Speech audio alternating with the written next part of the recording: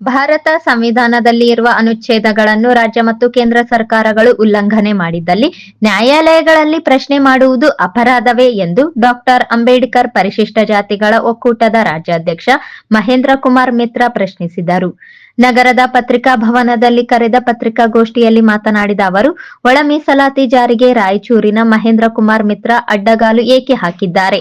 ಅವರ ರಿಟ್ ಅರ್ಜಿ ಸಂಖ್ಯೆ 200448/25 ಯಾರ ಚಿತಾವಣೆಯೋ ಅಥವಾ ಸ್ವಯಂಕೃತ ಅಪರಾಧವೇ ತಿಳಿಯುತ್ತಿಲ್ಲ ಎಂದು ನನ್ನ ವಿರುದ್ಧ ಪರಿಶಿಷ್ಟ ಜಾತಿ ಕೆಲವು ವ್ಯಕ್ತಿಗಳು ಸಾಮಾಜಿಕ ಜಾಲತಾಣದಲ್ಲಿ ಪೋಸ್ಟ್ ಮಾಡಿದ್ದಾರೆ ಹಾಗೂ ಕರ್ನಾಟಕ ರಾಜ್ಯ ಮಾದಿಗ ಸಮುದಾಯದವರಲ್ಲಿ ಮಹೇಂದ್ರ ಕುಮಾರ್ ಮಿತ್ರ ಎಂದರೆ ಒಳ ಮೀಸಲಾತಿಯ ವಿರೋಧಿ ಎಂದು ಹೇಳುತ್ತಿದ್ದಾರೆ. ಈ ವಿಷಯಕ್ಕೆ ನನ್ನ ಸ್ಪಷ್ಟನೆ ಏನೆಂದರೆ, ಭಾರತ ಸರ್ಕಾರದ ಕಾಯ್ದೆ 1935 ಮತ್ತು 1950ರ ಭಾರತ ಸಂವಿಧಾನದ ಪ್ರಕಾರ ನಾನು ನನ್ನ ಕರ್ತವ್ಯ ಮಾಡುತ್ತಿದ್ದೇನೆ ಎಂಬುದು ಎಂದಿದ್ದಾರೆ. ಜೊತೆಗೆ ಭಾರತ ಸಂವಿಧಾನವನ್ನು ಸಂಪೂರ್ಣವಾಗಿ ಜಾರಿಗೆ ತರುವಲ್ಲಿ ದೇಶದ ನಾಗರಿಕರಿಗೆ ಪ್ರಜ್ಞೆ ಮೂಡಿಸುವುದು ಮತ್ತು ಭಾರತ ಸಂವಿಧಾನದಲ್ಲಿ ಇರುವ ಅನುಚ್ಛೇದಗಳನ್ನು ರಾಜ್ಯ ಮತ್ತು ಕೇಂದ್ರ ಸರ್ಕಾರಗಳು ಉಲ್ಲಂಘನೆ ಮಾಡಿದ್ದಲ್ಲಿ ನ್ಯಾಯಾಲಯಗಳಲ್ಲಿ ಪ್ರಶ್ನೆ ಮಾಡುವುದು ಅಪರಾಧವೇ ಎಂದು ಪ್ರಶ್ನಿಸಿದ್ದಾರೆ. ಇಂದಿರಾ ಸಹಾನಿ ಪ್ರಕರಣದಲ್ಲಿ ಸರ್ವೋಚ್ಚ ನ್ಯಾಯಾಲಯವು ನೀಡಿದ ತೀರ್ಪಿನ ಪ್ರಕಾರ ನಮ್ಮ ರಾಜ್ಯದಲ್ಲಿ ಮೀಸಲಾತಿಯ ಪ್ರಮಾಣ 56ರಿಂದ 50ಕ್ಕೆ ಇಳಿಕೆಯಾಗಬೇಕು. ದೇಶದ ಸರ್ವೋಚ್ಚ ನ್ಯಾಯಾಲಯವು ಸ್ಟೇಟ್ ಆಫ್ ಪಂಜಾಬ್ ವರ್ಸಸ್ ವಿರುದ್ಧ ದಾವೇಂದ್ರ ಸಿಂಗ್ ಪ್ರಕರಣದಲ್ಲಿ ನೀಡಿದ ತೀರ್ಪಿನ ಪ್ರಕಾರ ಪರಿಶಿಷ್ಟ ಜಾತಿಯವರಲ್ಲಿ ವರ್ಗೀಕರಣ ಮತ್ತು ಕೆನೆ ಪದರವನ್ನು ಜಾರಿ ಮಾಡಬೇಕು. ಈ ಹಿಂದೆ ರಾಜ್ಯ ಸರ್ಕಾರವು ಕರ್ನಾಟಕ ರಾಜ್ಯದ ಪರಿಶಿಷ್ಟ ಜಾತಿಯವರಲ್ಲಿ ವರ್ಗೀಕರಣ ಮಾಡುವ ಸಂದರ್ಭದಲ್ಲಿ 3 ಗುಂಪುಗಳನ್ನಾಗಿ ಮಾಡಿತ್ತು. ಇದು ಕಾನೂನಿನ ಪ್ರಕಾರ ತಪ್ಪು. ಏಕೆಂದರೆ ಪರಿಶಿಷ್ಟ ಜಾತಿಯವರಲ್ಲಿ ಕೇವಲ 2 ಗುಂಪು ಮಾಡಬೇಕು. ಅದರಲ್ಲಿ 1 ಮಾದಿಗ ಮತ್ತು ಅದರ ಸಂಬಂಧಿತ ಉಪಜಾತಿಗಳ ಗುಂಪು, 2 ಹೊಲೆಯ ಮತ್ತು ಸಂಬಂಧಿತ ಉಪಜಾತಿಗಳ ಗುಂಪು. ಒಂದೇ ಗುಂಪಿಗೆ 7.5% ಹಂಚಿಕೆ ಮಾಡಬೇಕು.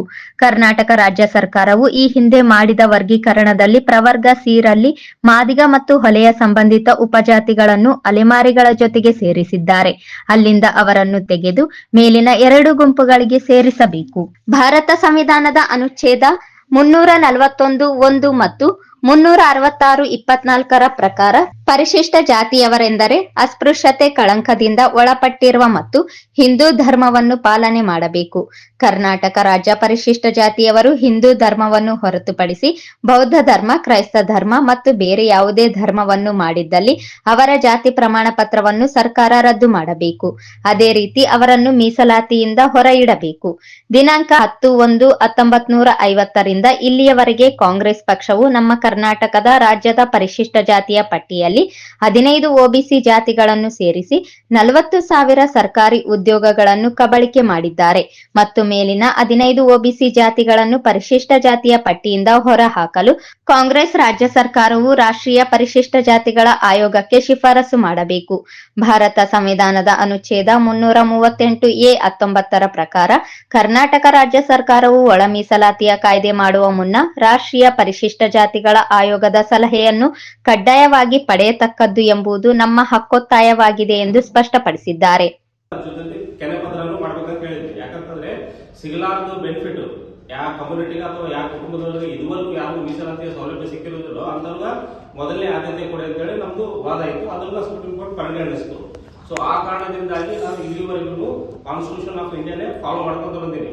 ಆದ್ರೆ ರೀಸೆಂಟ್ ಆಗಿ ನಮ್ಮ ಸ್ಟೇಟ್ ಗವರ್ಮೆಂಟ್ ಅವ್ರು ಏನು 2023 ನಲ್ಲಿ 12th ಜನವರಿ 2022 ನಲ್ಲಿ reservation for schedule caste and schedule tribes in respect of education and employment issues ನಲ್ಲಿ ಒಂದು ಆಕ್ಟ್ ಮಾಡಿ ಬಿಡುಗಡೆ ಮಾಡಿದ್ರು.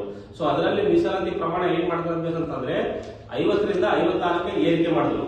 ಸೊ ಅದು ಮೇನ್ಲಿ ಪ್ರಾಬ್ಲಮ್ ಏನಿದೆ ಇಂದಿರಾ ಸ್ವಾಮಿ ಕೇಸ್ ಪ್ರಕರಣದಲ್ಲಿ ಏನ್ ತೀರ್ಪು ಕೊಟ್ಟಿತ್ತಲ್ಲ ಅದರದ್ದು ವಿರುದ್ಧ ಆಯ್ತು. ಎರಡನೇದು ಕಾರಣ ಏನಿದೆ ಅಂತಂದ್ರೆ ಆರ್ಟಿಕಲ್ 338 ಕ್ಲಾಸ್ 9 ಪ್ರಕಾರ the state and every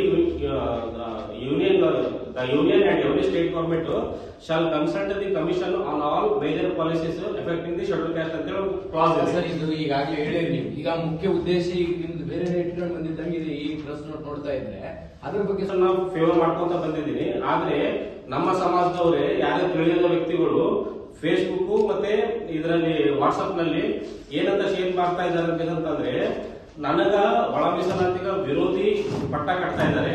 ಎರಡನೇದು ನಾನು ಯಾರೋ ಹೇಳ್ತಾ ಇದ್ದಾರೆ ಅಂತೇಳಿ ನಾನ್ ಮಾಡ್ತಾ ಇದ್ದೀನಿ ಅಂತ ಹೇಳ್ತಾ ಇದ್ದಾರೆ. ಮೂರನೇ ಬಂದು ನಾನು ಕಾನ್ಸ್ಟಿಟ್ಯೂಷನ್ ಆಫ್ ಇಂಡಿಯಾನ ಫಾಲೋ ಮಾಡಿದ್ರೆ ಸ್ವಯಂಕೃತ ಅಪರಾಧ ಅಂತ ಕೇಳ್ತಾ ಇದ್ರೆ, ತಪ್ಪಂತ ಹೇಳ್ತಾ ಇಲ್ಲ. ಅಪರಾಧ ಅಂತಂದ್ರೆ ಅಫೆನ್ಸ್. ಈ ದೇಶದಲ್ಲಿ ನಾನು ಕೇಳೋದಂತಂದ್ರೆ ಇದು ಲ್ಯಾಂಡ್ ಲಾ ಇದೆ, ಈ ಭೂಮಿದು ಕಾನೂನು ಇದೆ. ಈ ಭೂಮಿ ಕಾನೂನನ್ನು ನಾನು ಫಾಲೋ ಮಾಡಿದ್ರೆ ನನ್ನ ವಿರುದ್ಧವಾಗಿ ಸಾಮಾಜಿಕ ಜಾಲತಾಣಗಳಲ್ಲಿ ನನಗೆ ಡೈರೆಕ್ಟ್ ಮಾತಾಡಲಾರ್ದಾಗ ಈ ತರ ಪೋಸ್ಟ್ ಆಗ್ತಾ ಇದೆ. ನಾನು ಅವ್ರಿಗೆ ಕೇಳಿ ಬಯಸ್ತೀನಿ, ನೀವು ಇಷ್ಟು ವರ್ಷ 35 ವರ್ಷ ಹೋರಾಟ ಮಾಡಿದ್ರಲ್ಲ, ನಿಮ್ಗೆ ಎಲ್ಲಾದ್ರೂ ಮೀಸಲಾತಿನ ಭಾಗ ಮಾಡ್ಬೇಕಂತಾನೆ ಕೇಳಿದ್ರು ಹೊರತು ಪರಿಶಿಷ್ಟ ಜಾತಿಯವರು ಎಲ್ಲಿ ಕೂಡ ಮೀಸಲಾತಿ ಪ್ರಮಾಣ ಜಾರಿ ಇದೆ. ಆರ್ಟಿಕಲ್ 17 ಅಡಿಯಲ್ಲಿ ಜಾರಿಯಾಗಿದೆ. ಆರ್ಟಿಕಲ್ 17 ಓನ್ಲಿ ಅನ್ಟಚಬಿಲಿಟಿ ಬಗ್ಗೆ ಮಾತಾಡ್ತಾರೆ. ಸೊ ಇಲ್ಲಿ ಏನಾಗಿದೆ ಅಂತಂದ್ರೆ 15 ಒಬಿಸಿ ಜಾತಿಗಳನ್ನು ಎಸ್ಸಿ ಪಟ್ಟಿಯಲ್ಲಿ ಸೇರಿಸಿ ಆರ್ಥಿಕವಾಗಿ ನೈಜ ಪರಿಶಿಷ್ಟ ಜಾತಿಯವರ ಮೇಲೆ ಒಂದು ಟೈಪ್ ಇದು ದೌರ್ಜನ್ಯ ಅಥವಾ ಹಲ್ಲೆ ಮಾಡಿದಾಗ, ಇನ್ನೂ ಒಂದು 2 ಒಬಿಸಿ ಜಾತಿಗಳನ್ನು 1991ರಲ್ಲಿ ವಾಲ್ಮೀಕಿ ಸಮುದಾಯದವನ್ನು ಎಸ್ಟಿ ಪಟ್ಟಿಯಲ್ಲಿ ಸೇರಿಸುವುದು. ಅದೇ ರೀತಿಯಾಗಿ 2003 ಮತ್ತು 2012ರಲ್ಲಿ ಬೇದಾರ ಕಮ್ಯುನಿಟಿಯನ್ನು ಎಸ್ಟಿ ಪಟ್ಟಿಯಲ್ಲಿ ಸೇರಿಸಿತು. ಸೊ ಉದಾಹರಣೆಗೆ ಇದರಿಂದ ಏನ್ ತೊಂದರೆ ಆಗಿದೆ ಅಂತಂದ್ರೆ 2021ರಲ್ಲಿ ಯಾದಗಿರಿ ಡಿಸ್ಟಿಕ್ ಸುರಪುರ ತಾಲೂಕಿನಲ್ಲಿ ಚೌಡೇಶ್ವರ ಗ್ರಾಮದಲ್ಲಿ ಪಾಲಮ್ಮ ಹೆಣ್ಮಗಳನ್ನ ಕೆಲವು ವಾಲ್ಮೀಕಿ ಸಮುದಾಯದ ವ್ಯಕ್ತಿಗಳು ಬಂದಾಕಿನ ಅತ್ಯಾಚಾರ ಮಾಡಕ್ ಪ್ರಯತ್ನ ಮಾಡಿದಾಗ ಆಕೆ ರಿಫ್ಯೂಸ್ ಮಾಡಿದಾಗ ಆಕಿನ ಮೇಲೆ ಕೋಪಗೊಂಡು ಪ್ಯಾಷನ್ ಪ್ರೋ ಗಾಡಿಗಳಿಂದ 1 ಲೀಟರ್ ಪೆಟ್ರೋಲ್ ತಗೊಂಬಂದು ಆಕಿನ ಮನೆಗೆ ಪೆಟ್ರೋಲ್ ಹಾಕಿ ಬೆಂಕಿ ಹಚ್ಚಿ ಸುಟ್ಟು ಸಾಯಿಸಿಬಿಟ್ರು. ಎರಡನೇ ಉದಾಹರಣೆ ಅಂತಂದ್ರೆ ನಮ್ಮ ರಾಯಚೂರು ಜಿಲ್ಲೆ ಮಾಣಿ ತಾಲೂಕಿನಲ್ಲಿ ಮತ್ಲಾಪುರ ಗ್ರಾಮದ ಪ್ರಸಾದ ನೋಡಿದ್ವಿ.